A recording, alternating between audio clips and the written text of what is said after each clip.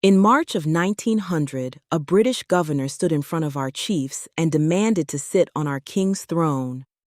Our men hesitated. So a grandmother in her 50s picked up a rifle, fired a shot into the air, and told them exactly what she thought of their fear.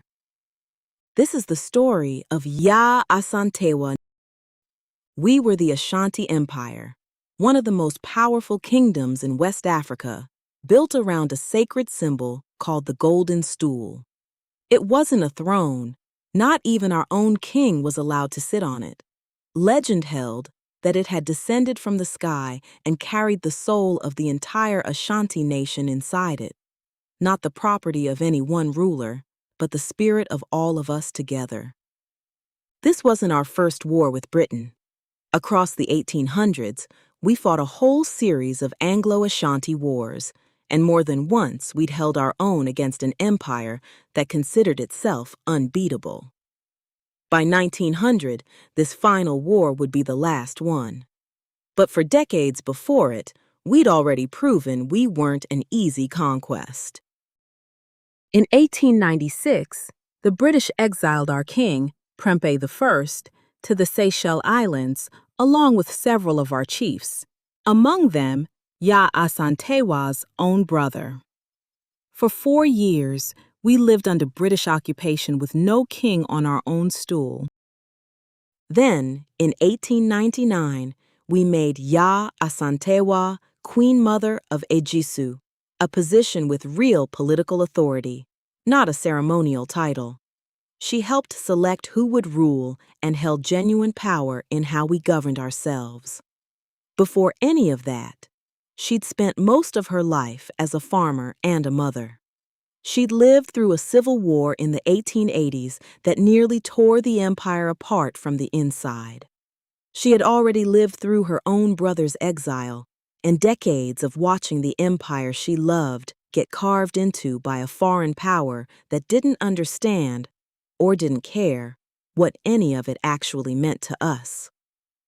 In March of 1900, the British governor, Sir Frederick Hodgson, called a meeting of our remaining chiefs in Kumasi. He told them plainly that he intended to sit on the Golden Stool himself as a trophy of conquest, and he ordered a search to find it. Our chiefs went quiet. Some argued that fighting the British again was hopeless, that the empire couldn't survive another war it might lose. The room sat in silence. Men who had led armies before now unwilling to say the word war out loud. Asantewaa stood up. She asked them directly whether the courage of the Ashanti people was truly gone, whether men who had once followed leaders like Osei Tutu and Opoku Ware into battle without hesitation would now sit back and watch their king carried off without firing a single shot. She told them plainly, "If you, the men of Ashanti, will not go forward, then we will." She said she would call on her fellow women to fight to the last of them on the battlefield rather than accept what was happening. To make sure nobody mistook her meaning, she picked up a gun and fired it herself, right there in front of them. It worked. The chiefs chose her. The first and only time in Ashanti history, a woman was named commander of the entire fighting force. We mobilized an army. Sources differ on exactly how large. Most put the number at around 5,000 fighters, though some estimates run much higher.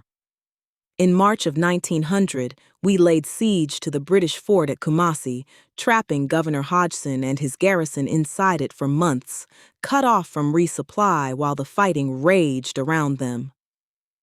British reinforcements arrived from across their colonial network. Fighting stretched on through the summer, and by July, a relief force under Colonel James Wilcox broke the siege and pushed our main resistance back. Some estimates place the toll at roughly 1,000 British and Allied African soldiers dead and around 2,000 Ashanti warriors, figures that aren't precisely confirmed, but that reflect just how hard-fought those months actually were. We didn't surrender the fight there. We retreated and kept fighting for months afterward, falling back from town to town as chief after chief was captured or gave in around us. In the end, it wasn't the British alone who caught her. She was betrayed by one of her own men, who gave up her location after months of her staying just out of reach. By the fall of 1900, Asantewaa herself had been captured.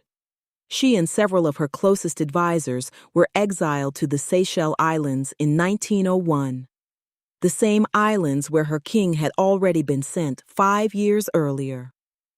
She never saw home again. For 20 years, she lived thousands of miles from the mountains and rivers she'd spent her whole life farming, from the people she'd once stood in front of with a rifle raised. She died there on October 17th, 1921, an ocean away from Ejisu. The war ended in defeat. On January 1st, 1902, the British formally annexed what remained of the Ashanti Empire into their Gold Coast colony, the very outcome our chiefs had gathered in that room to try to prevent.